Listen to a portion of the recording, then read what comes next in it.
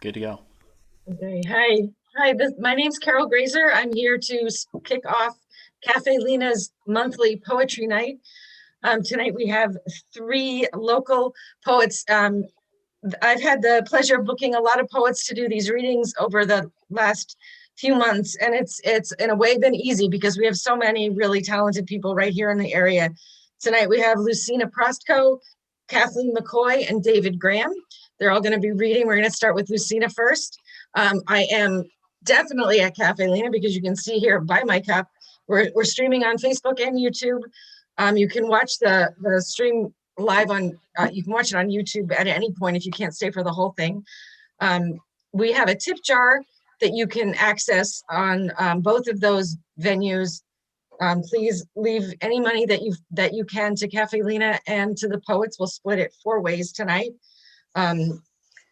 So we're going to start off with Lucyna Prostko, who is a Polish-American poet.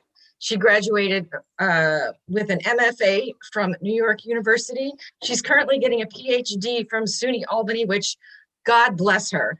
Please, in chats, give her extra applause just for that alone. I've seen her work a lot lately. She's reading a lot online. So I'm excited to see what happens with her once she gets that degree. She has 1 book published with the Bright Hill Press Poetry Book Competition, which was judged by Joan Larkin. She has read locally in the area for many years, and she is honestly much beloved. Please give a warm online welcome to Lucyna. Thank you so much, Carol, and thank you, Cafe Lena, for having us tonight. I'm really excited to participate in this reading. So I'm going to start with a poem from my book, Infinite Beginnings. It's called Nothing is Lost. She would emerge from nightmares, inch by inch, in the kitchen. Perched on a wooden chair, she hugs her knees. She's 5, wearing a flannel gown down to her ankles, with blue pistols scattered over it, for killing mice at night, her brother said. The window lights up like an altar. With her eyes half closed, she looks at the particles of dust turning inside the light, landing on the floor, painted warm chestnut, as mother insisted. The coal stove still unlit, she hears the breathing of the house, its sunlit silence, rising and falling, a fly stirring, brushing its wings, buzzing out of the dark corner. I see her making room among the shadows and remember, nothing is lost until we miss it.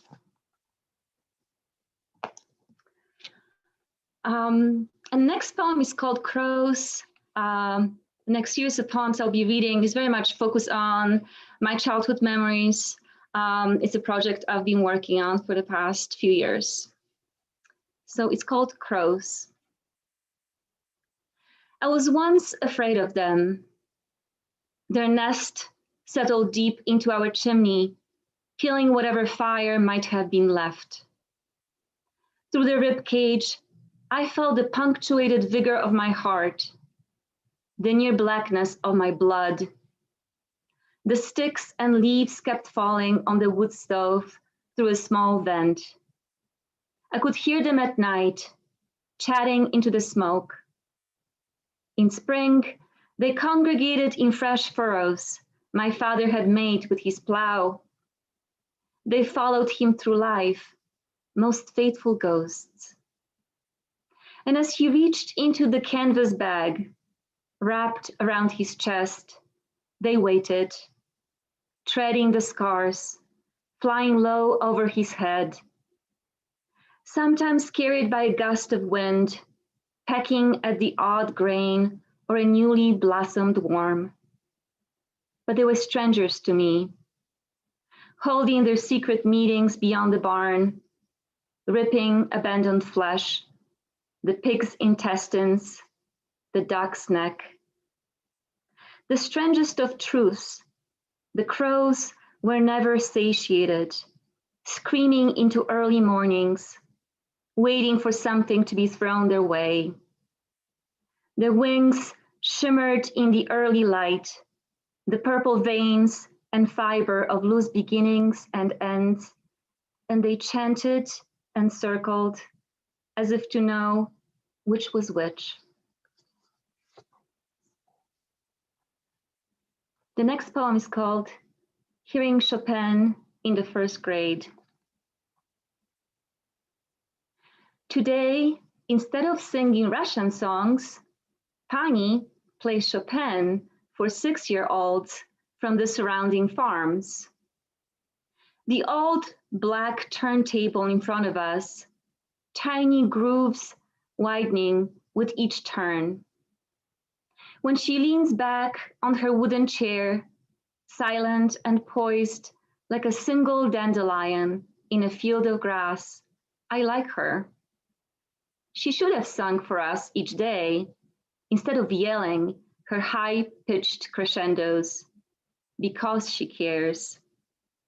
I don't think of the long, empty hallway and the stroll I take every day back and forth alone, with my hands in the pockets of a blue uniform, and what she said to my mother of my daily solitude while I listened, standing right next to them, suddenly more visible with each heartbeat, fast or slow. Instead, I enter a shaft of light, the arc mellow and safe, breathing together with 8 stunned bodies in almost perfect unison, without forethought or fear. Mazurki and nocturne.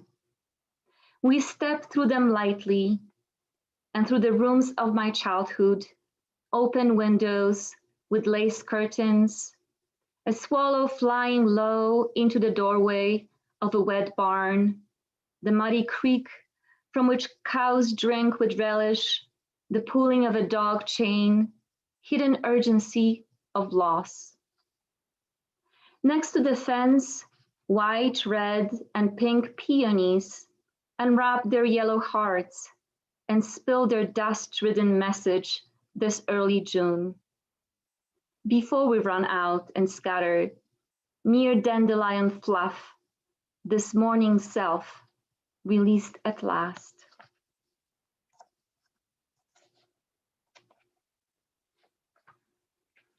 The next poem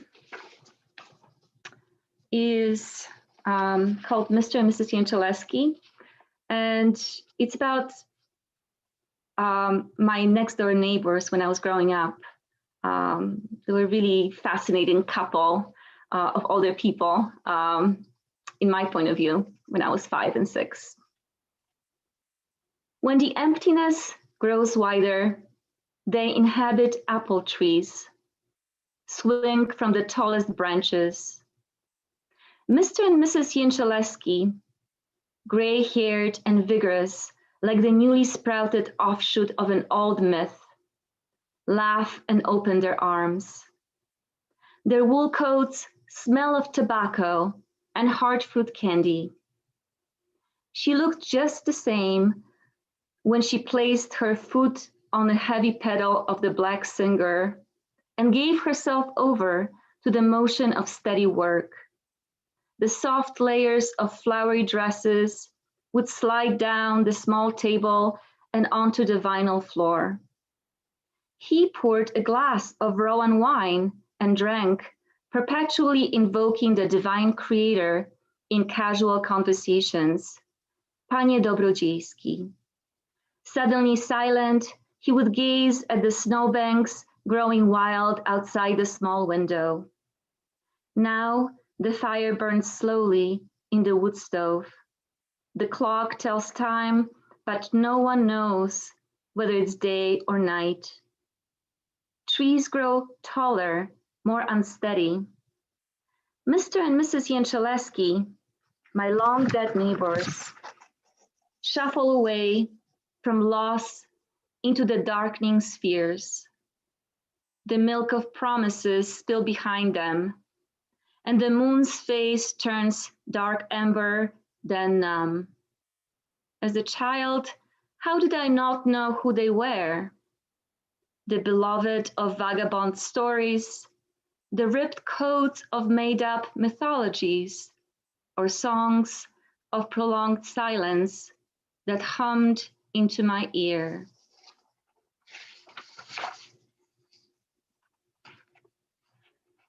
The next poem, Plucking a Goose. My mother plucks a goose. Its long neck hangs over the edge of the table. She's sliding an old iron up and down its stomach, and blood spills from a cut under its beak. Feathers are everywhere, in my throat and nose. They fly toward the ceiling onto the floor, while my mother stuffs white air into a paper bag. I notice the yellow nakedness of the body, its sharp curves, and how it gives in finally to the knife, how it yields warm insides, and how they spill all around it, steaming of past hours. A large, soft egg is lodged inside, still unaware of changes. Nothing escapes me. As I lick my lips and breathe in the smell of burned feathers, singed flesh, the memory of yellow eyes giving in slowly as they look at me. My mother wipes her forehead, and a white trace is left inside a wrinkle. Months later, I fall asleep quickly with my head on the pillow my mother has sewn shut. Flying high above the brown stream, across the road, above the black forest, I am nameless.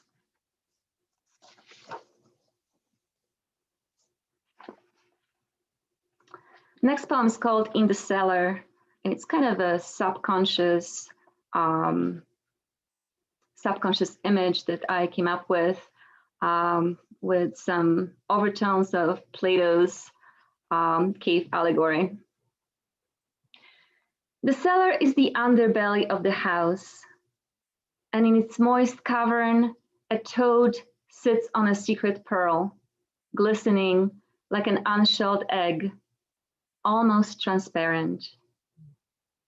I can make out random shapes, as if in a kaleidoscope, but no visible principle.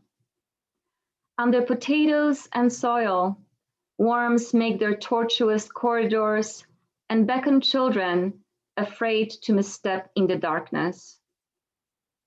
I descend toward the door. It opens, and in the light, strangely soft, almost opalescent, as if in the camera obscura, a single fly wavers between the tiny window and the stench of meat my mother has salted into metal cauldrons.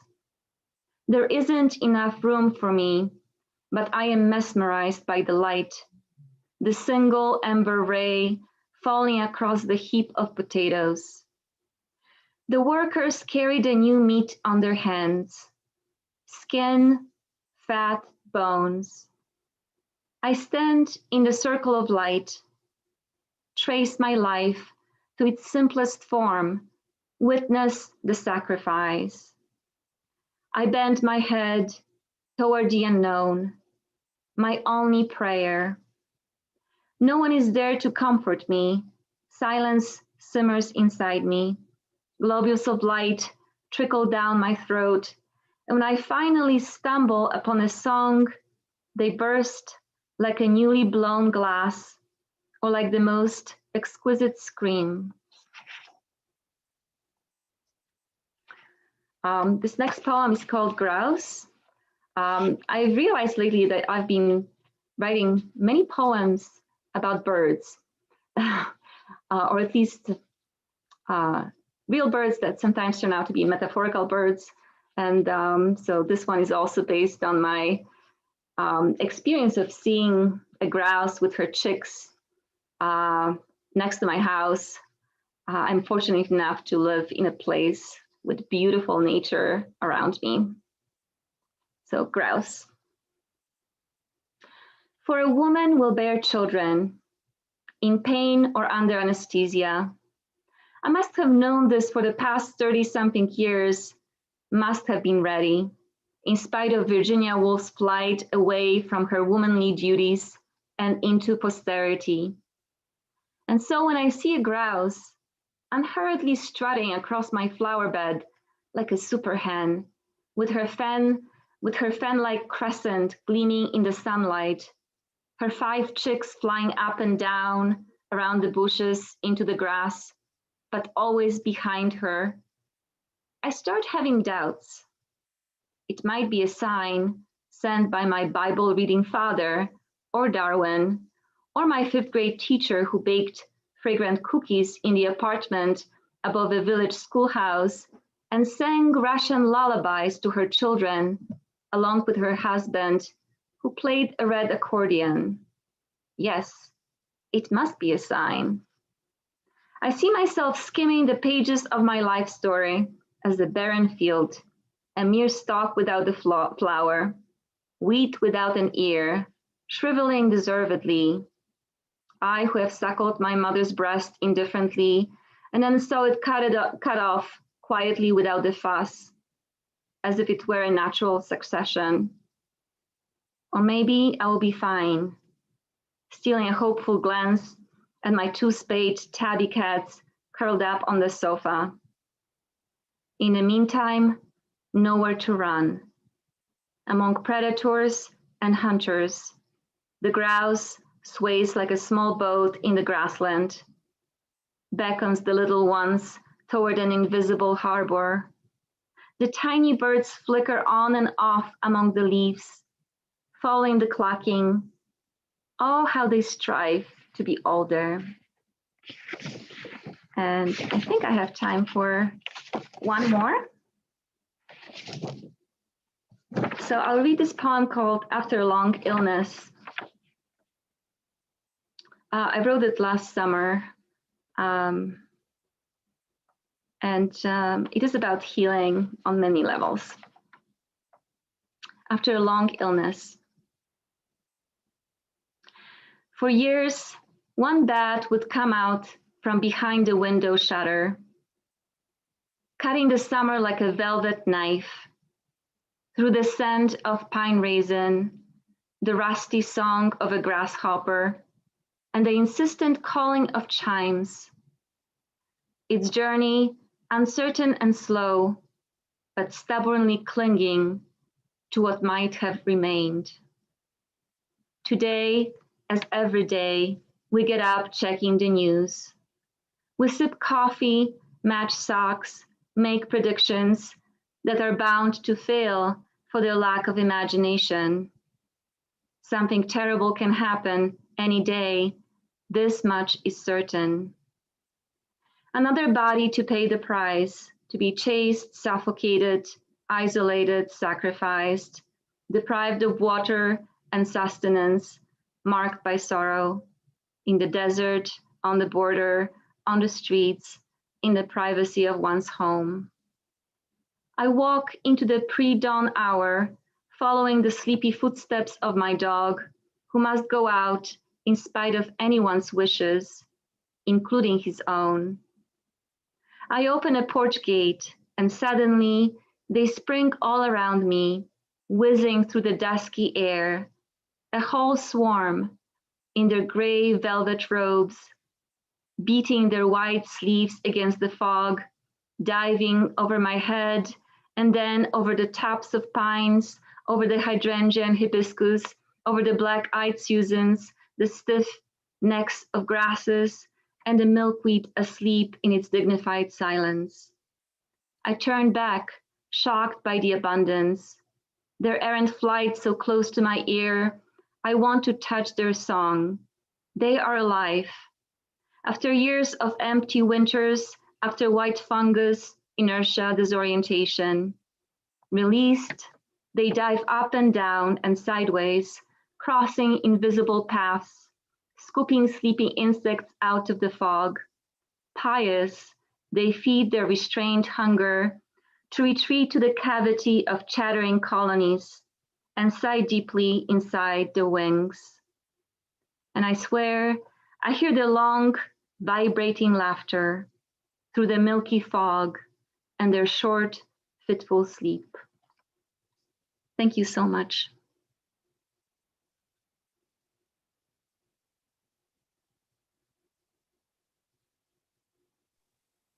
Hi, thank you, Lucina, so much. That was gorgeous and vivid. That's incredible.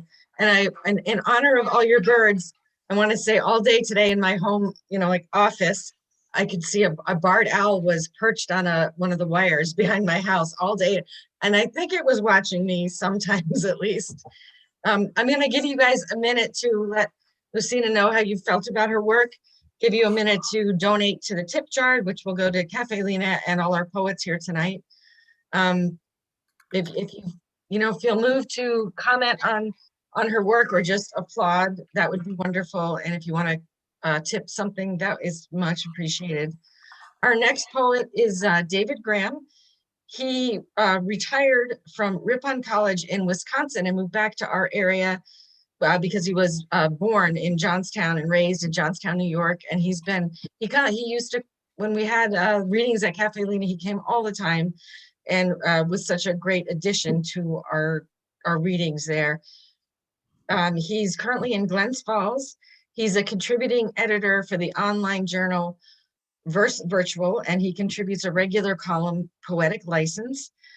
He's published poems, essays, and reviews in a wide variety of anthologies and journals. His most recent book, and he has 7 poetry books published, his most recent is Honey of the Earth. He has 2 anthologies that he's co-edited. He's, a font of poetic knowledge. He has what's it called? A website. It's called a website, davidgrahampoetry.com. And let's give the mic over to David Graham. Thank you, Carol. It is so good to see you.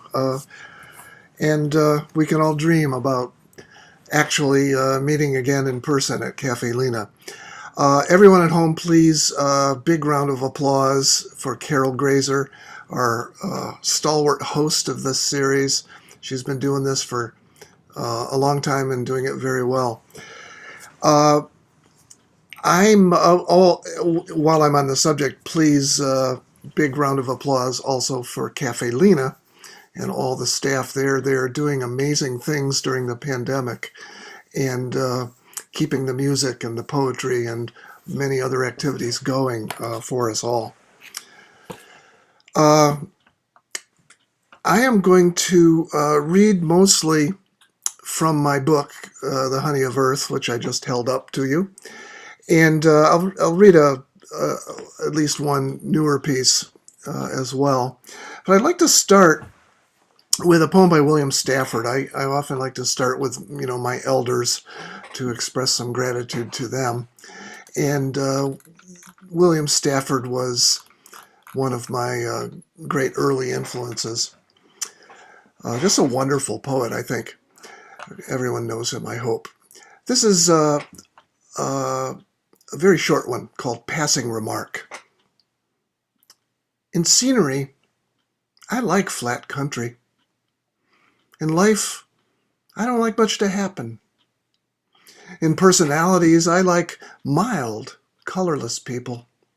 And in colors, I prefer gray and brown. My wife, a vivid girl from the mountains, says, "Then why did you choose me?"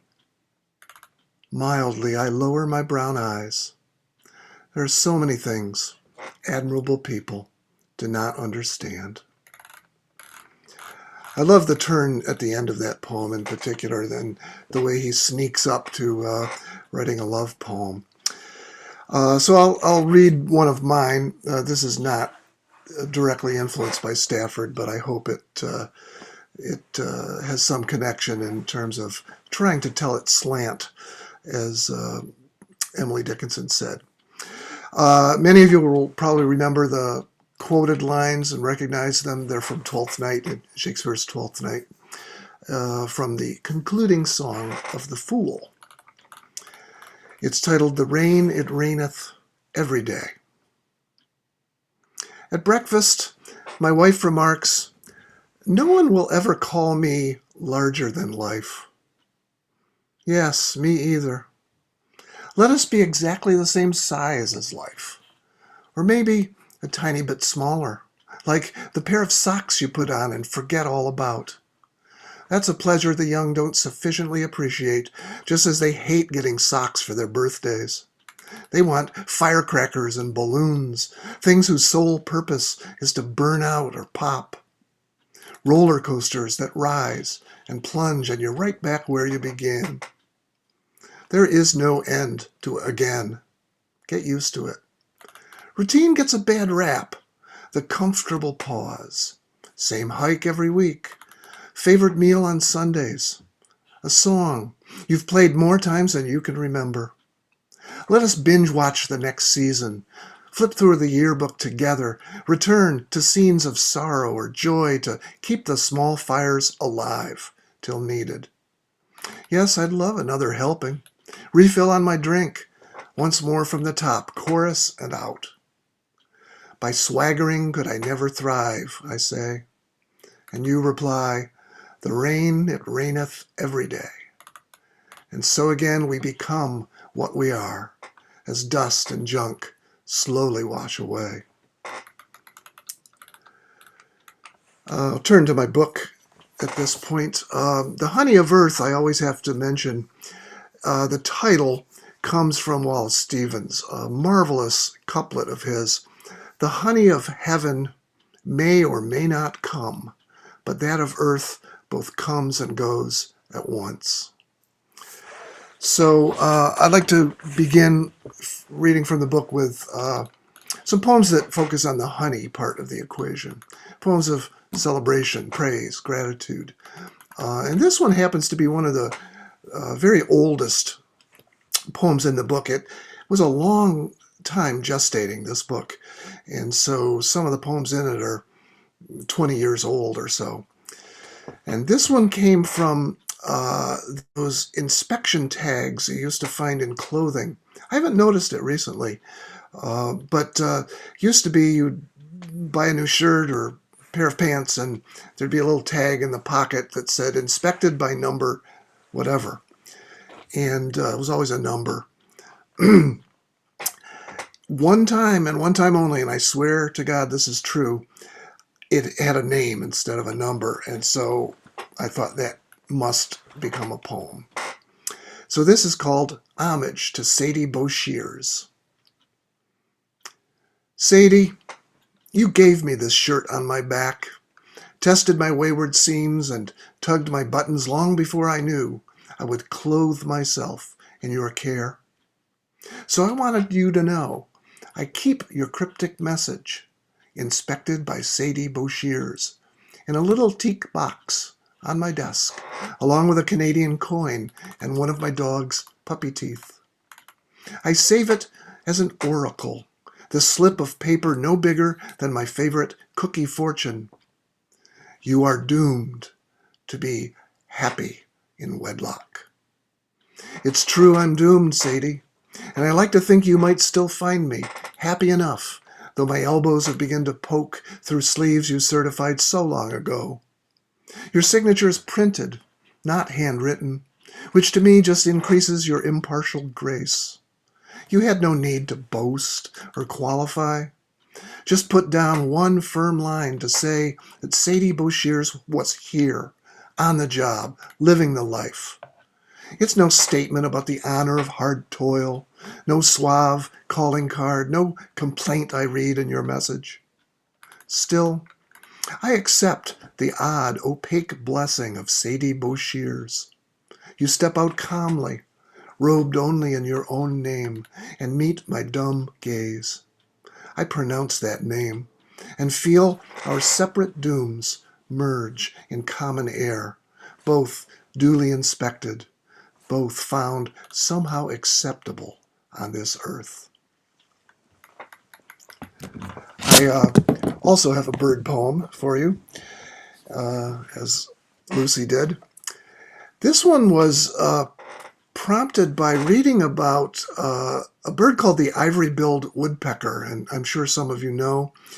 It was long thought to be extinct for decades, but occasionally rumors would fly and people would claim to have seen it and so forth. And apparently, in recent years, it's been confirmed. This bird that they thought was extinct still lives down in the southern part of this country. And its nickname was the Lord God bird, apparently because the first people who saw it said, Lord God, that's a big bird. It's supposedly the largest woodpecker that exists. I guess I'm fascinated by that kind of discovery. My first book had a poem called In Praise of the Coelacanth. And if you don't know that story, look it up.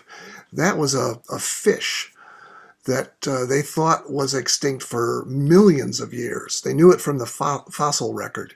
And then one time in the early 20th century, a fisherman caught one. And where have you been?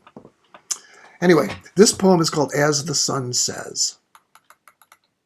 I like to think that out in the simmering marshes, some bird extinct for 100 or 300 years lifts off his nest as usual, flies around as it did during the Roman Empire, all through the Black Death and the Crusades, hunting up grubs to gobble down as it will during the Gilded Age and the surrender of Sitting Bull, preaching, preening, completely oblivious as always to conquistador, president, CEO, professor, utterly unaware of its own obituaries in the textbooks, unconcerned with the very existence of textbooks, just rising and spreading wing as the sun says, and has always said, for what else do you do? It isn't even a question, for there are no questions, and time is not a concept that has a sliver of the meaning of one rotting stump, rich, as always, with ants, beetles, and 3 kinds of savory worm.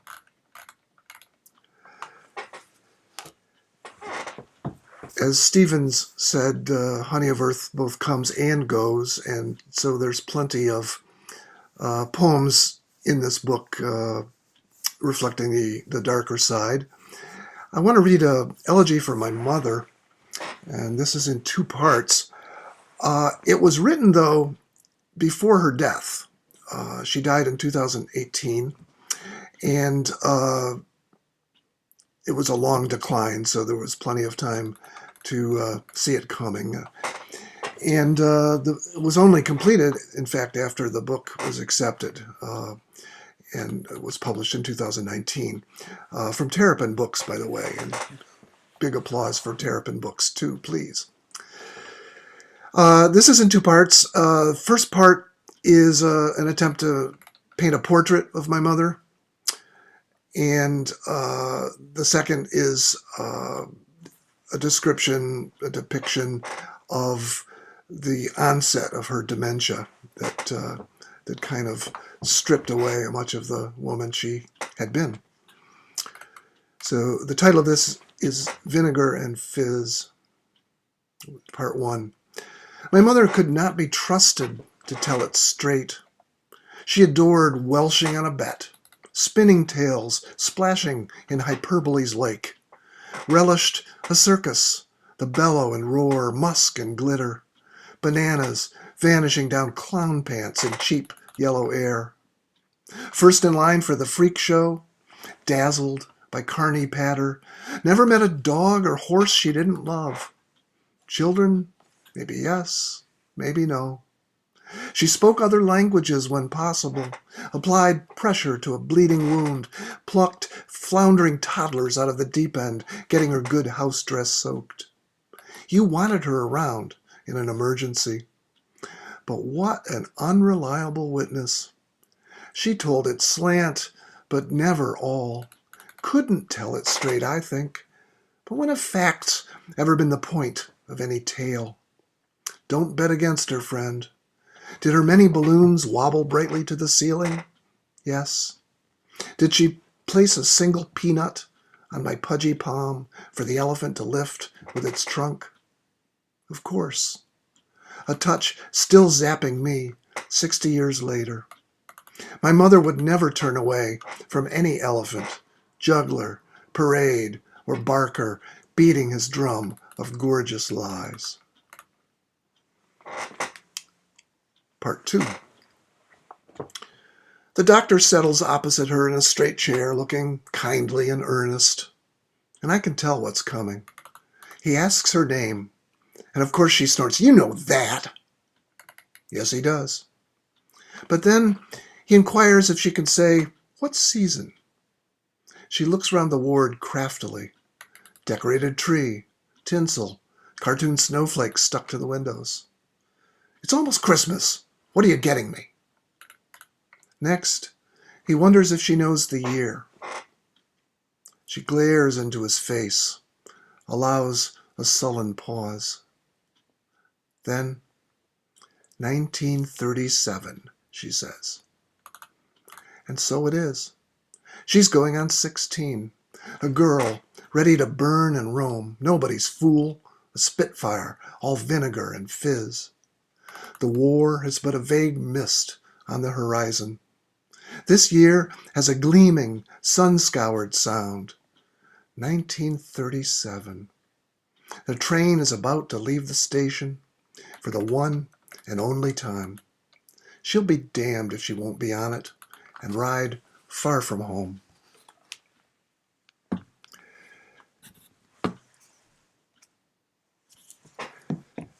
Next, I'll read a poem that was sparked by cleaning out my parents' apartment when they had to move into assisted living, and also in part by the death of my sister-in-law. For a long time, I avoided reading this poem in public, but I did a class once, and a student came up after me, after reading, and said it was her favorite poem in the book. So I thought maybe I should read it. It's called Letters from the Dead. Mostly, it's all jabber and babble, chaff pouring off the yellowed pages, jaunty quips and pro forma feelings. So sorry not to write sooner, they say. And you can see they are unsorry as cats. These long vanished voices, gathered now in shoeboxes, bound by stiff rubber bands.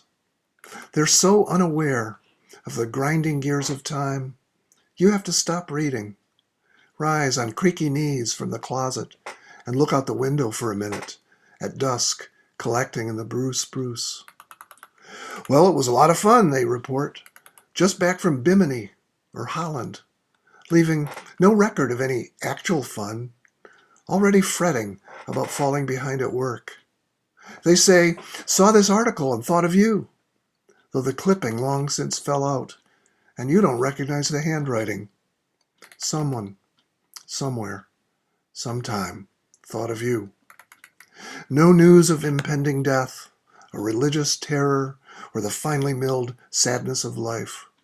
No, they are looking forward to the new job, first grandchild, upcoming move to Tampa, and at most they're uneasily ironic about the hurricanes that will sweep their coastlines and upend all the trees. We would die laughing if it were funny, if it were not our hands opening these dusty envelopes, our shelves we pile the letters on, to be reread later when we're better able to face it, when things will be a little less crazy around here after we're back from Bimini or Holland and able at last to relax.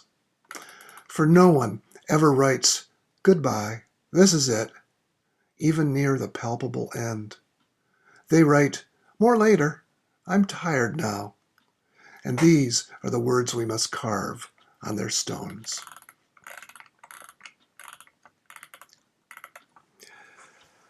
I'll read one of the newer poems in the book. And the odd thing about this poem is it's about a very old incident. I was in my early 20s, so 40-some years ago, and an elderly woman accosted me at the laundromat one time. And I tried to write about it over the years, and it never gelled. I never got a poem that I liked. and forgot about it for a long time. And a few years ago, I remembered the incident and thought I'd try again. And for some reason, it suddenly occurred to me to try it in persona. And that was it. The poem just came out. And so this is called What the Deranged Old Woman at the Laundromat Said When I Wasn't Listening. You don't know me, not one little bit, with your big eyes like river stones pulled up to dull in the sunlight. I've seen lots of men like you, fly casting into the dirt of your driveways, then hang limp like a flag with no wind. I bet there are dollar bills in your wallet haven't seen daylight for years. I could smell it from here. If I were to cut into your pasty skin with this purse knife, I know only dust would come out, maybe some old gray pillow feathers. Offer to drive me home. It's obvious you're thinking about it. How I would look climbing up the wooden steps ahead. How I just stare at a dog once, and he turns tail and runs. How it didn't take a jukebox or a paycheck, either one, to get me here. You think you know me? I've been simmering since before you were born. Won't take much till I boil. I'll conclude with this poem, which I think is the newest poem in my book. And as I recall, it started, as many of my poems do, just as an exercise, a warm-up or something in my journal. And I gave myself the assignment of trying to write a poem in one sentence. And as sometimes happens, it caught and moved in directions that surprised me. It's called Listening for Your Name. As a father steals into his child's half-lit bedroom, slowly, quietly, standing long and long, counting the breaths before finally slipping back out, taking care not to wake her. And as that night-lit child is fully awake the whole time, with closed eyes, measured breathing, savoring a delicious blessing she couldn't name but will remember her whole life. How often we feel we're being watched over, or that we're secretly looking in on the ones we love, even when they are far away, or even as they are lost in the sleep no one wakes from. What we know and what we feel can fully coincide, like love and worry, like taking care in full silence and secrecy, like darkness and light together. Thank you.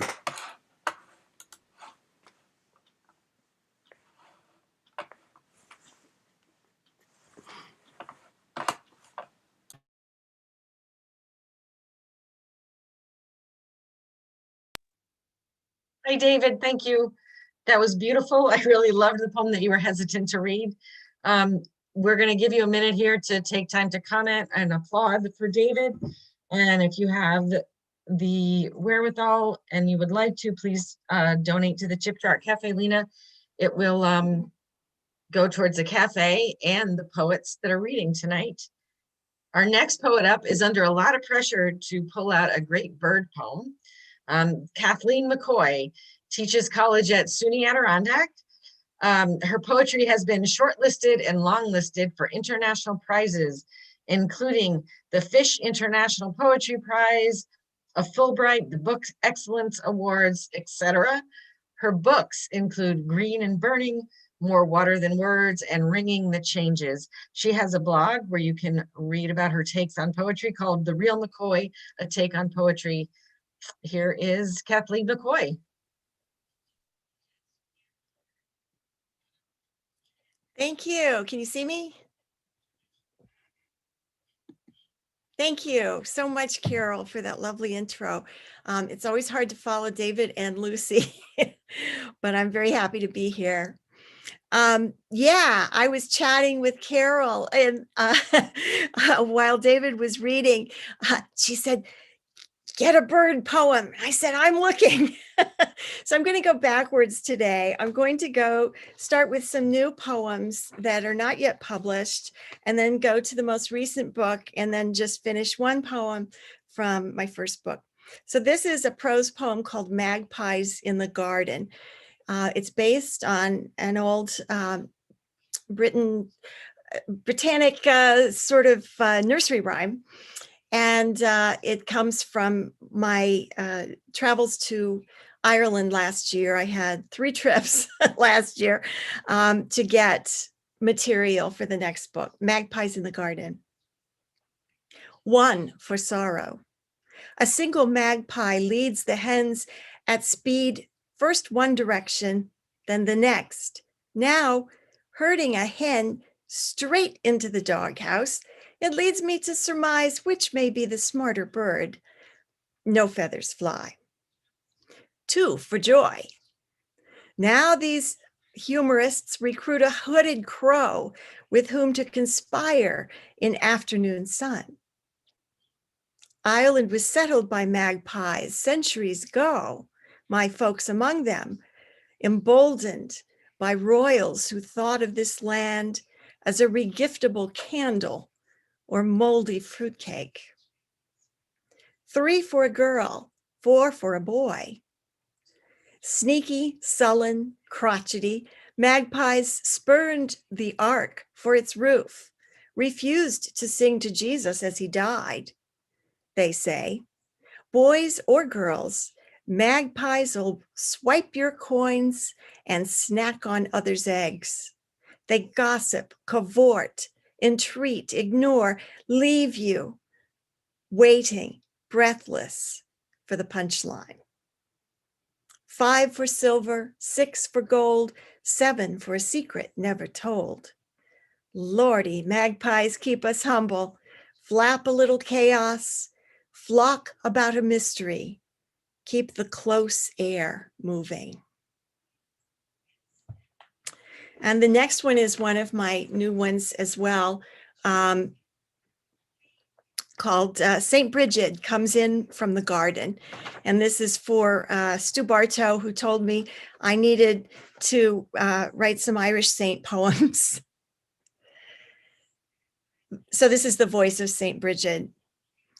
The slow animal of my teenaged body burrows into my books, my skin, as joints creak, head buzzes, as birds trade quips of song for moments of sun. This winter chill, this quiet, deep hum in the center, this shadow across the page, this dripping light. A great gladdening rises, descends, a bright billowing sheet. The soul instructs. Carry this across the threshold, she says. Don't let its lightness fool you. It will warm you all your days. Next, I'm going to read from my new book, which is Ringing the Changes. Actually, it came out in 2019, but I only got one reading in before school started, and then the next year we were hit with COVID. So I'm happy to read from it. And thanks to Caffe Lena for that. This poem is called Learning to Pray. The epigraph is from Marcel Proust. People wish to learn to swim and at the same time keep one foot on the ground. I had friends whose parents taught swimming by tossing them in the creek or pond or pools deep in. Haunted inexplicably by deep water, I cannot say I've always chosen the deep end when I've thrashed in there, but a moment before, limbs quaking midair. Oh, the joy of simply jumping into strong and wide flung arms. The next one I'd like to read is called Read My Lines. There's an epigraph to this as well from Sir Ernest Shackleton, the explorer. We had seen God in his splendors, heard the text that nature renders. We had reached the naked soul of man. The world is a text, the battered Camry's bumper simply states. When I think I hear the world, it says, if you want to know me, read my lines. Read my lines, says the birch, playing with the wind, watching itself coil in skin strips to earth. Read my lines, says the spider, stretching iridescent strings like a child's game. Read my lines, say the Zohar, Bible, Quran, sutras, taking my hands, turning my palms skyward. I wrote you many times love letters written with the pen of my flesh. My lines are in your hands. My ink is in your blood. The hairs on your head are mine.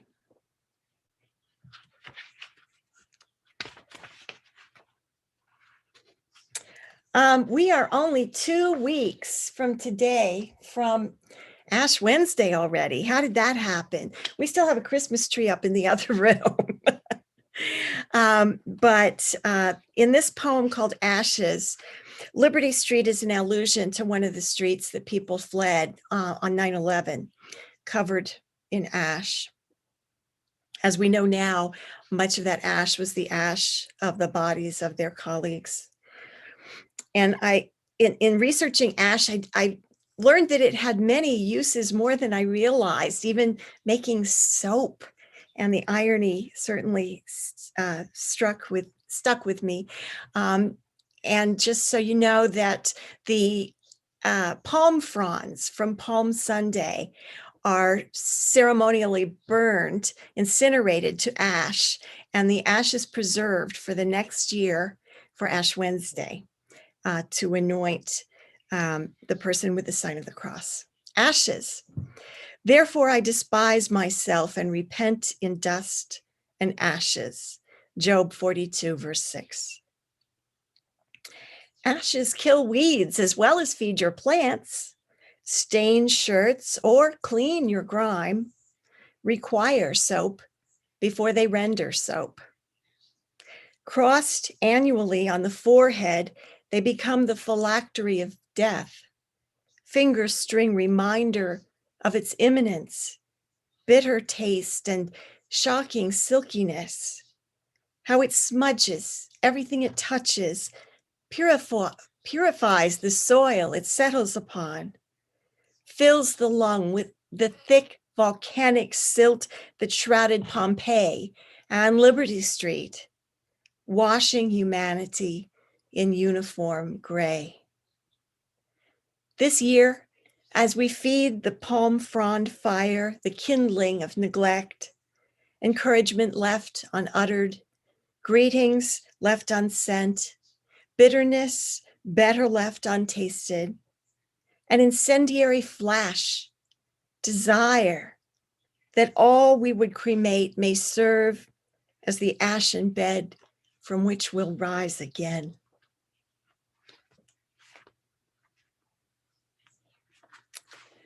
I loved Lucy's beautiful Polish poems and David's everything by both of them, but I'm thinking of his elegy now. I have an elegy for my cousin who was 1 year older than I and died 6 years ago, very suddenly. He was a lineman for the phone company, and he also wore lines all the time because he was a referee for his daughter's football teams and softball teams. Elegy for a St. Louis lineman. Oh, and you should know that gallium is the silvery metal that's used to face the St. Louis Arch. You should be blowing your whistle at the 20-yard line in your striped shirt, or scaling a pole to fix the line, or popping a brew with a line of Navy vets, or yelling past the cardinal's line home, or showing the kids exactly where the line is because you question lines, you kick them, you dance them before you toe them, and lines begin to form behind you. For all who know you long to follow you, dancing the rock and roll blues that pulse in your veins, that pull your face into the ear-wrapping arch, gleaming as gallium. You, the lone lineman, no lines can contain.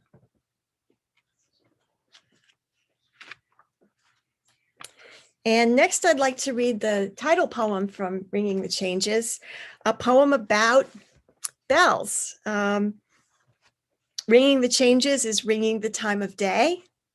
And I thought of it metaphorically as ringing the changes in history and in our own lives. There's an epigraph here from Iris Murdoch's The Bell. What would be the value of a bell which was never rung? It rings out clearly. It bears witness. It cannot speak without seeming like a call, a summons. A great bell is not to be silenced. And the poem is written in half lines so that each half line sort of is one strike of the clapper. We watch the handbell player, her ears poised, glove hands steady, internal metronome underscoring the conductor's inscription of time signatures in air. We sit enthralled at all that jars the bones.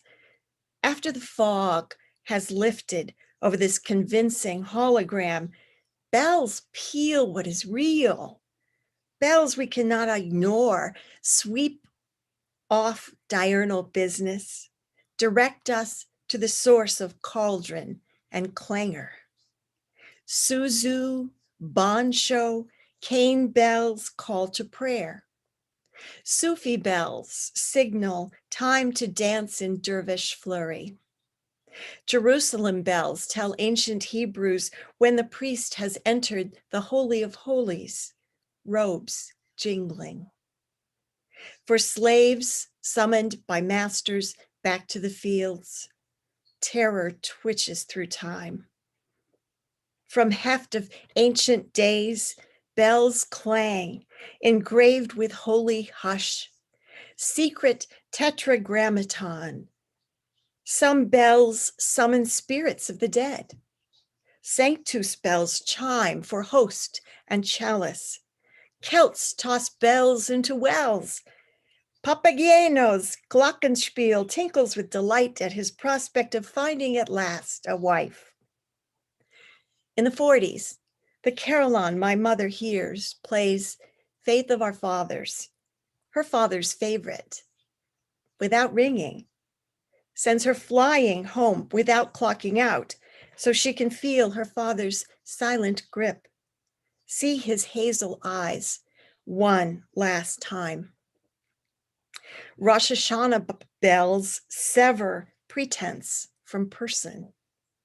Yes, we doubt, we pine, we misalign, we cower, we cede our power, ring alarms, decry all harms, raise our arms asking why the bells are ringing, though we know their toll brands the bones of mortals, cannot be possessed, proclaims hatching, matching, dispatching, or with muffled sounds of a small bell laced to the finger of a buried body, horrifies us to learn we buried her alive.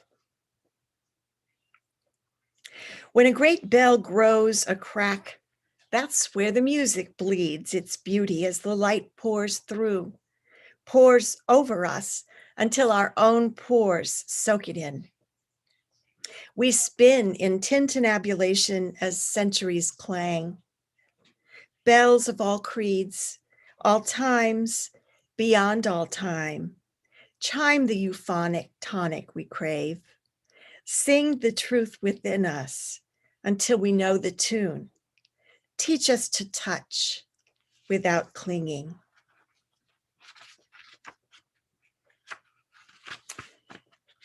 two more. The last one from this book is You Can Fall. And I talked to students about ekphrastic poetry, about writing in response to art. And then I remember the time I went to the Hyde Museum in Glens Falls and literally had to be pulled back by a guard because I was so entranced by Rembrandt's Christ that I leaned into the invisible barrier and set off an alarm. So this is called You Can Fall. And the epigraph is from Mark Rothko, the artist. The people who weep before my pictures are having the same religious experience I had when painting them. You can fall into a Rembrandt, plow into Picasso, or sail into Kandinsky, but Rothko requires a pause. As for you, Rembrandt, I'm puzzled. You look cloudy as Rothko, mind warping as Dali, embracing as Merton, dogged as Teresa, strong-spined as Mary, scorching as sun. I have rolled right into Rothko, but into you, Orion of the drawn bow, shrinking space, touching the untouchable, laughing as the wine is poured into you, because my eyes were closed. Oh, Christ, I've crashed. But now, as my eyes open, you help me to my feet. Okay, one more from my first book. This is Green and Burning, and this will be the last one of the evening. I love the beauty and the inspiration from my predecessors here. So I decided to read Simple Praise. This is for my husband and my daughter. For barberry thorns, curled tresses of birch, seeds of pomegranate and grape, for awe of threes, small miracles of knees that bend and hands that scrape, gesticulate, mold, touch, for a world dressed in gold with cape and skirts of pollen, then blue and white with shadow and light, for querulous rodents nesting in our wood, for the child who sheds her heavy pack to stretch her willow arms toward sun, for every branch-born song that descends, for dry islands on slick glacier ground, for working muscles hum, heart's synchrony, for a world gone green again, it's aching in the marrow of the bones, for world perception teasing the periphery, Orion loosening his belt to the tune of galaxies, for black holes that vacuum dying stars and the white holes that whelp them, corpuscular joy that erupts to leave a spiral trail, for pink streaks at dusk, for rain made of cherry blossoms, for darkness, for hail, for singing, clear or raspy, from belly and eyes, for your fingers laced in mine, for swimming together in silence, in words, praise for the litheness of limbs, lines around a pensive mouth, for your salt tongue, the black forest of your chest, our bodies blur, praise for the way your steps sound sure and tentative at once, praise for ignorance, praise for bliss, for I know nothing but long to learn love's alphabet tonight. Praise for fire, which, though it burn our house, graces with its splendid clearing. Praise, too, for the urns of our dead, for ash that can never contain us. Praise for fluidity on the horizon of our days. Just praise. Thank you so much.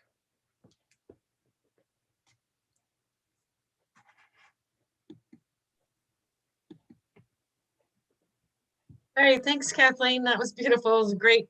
You did a good job following Lucy and David. So thank you everyone for listening in today. This again is Caffe Lena's Poetry Night. There's a lot of reasons to miss a live audience, but I really miss haranguing you all to applaud louder for all these wonderful poets. I listen, there we go.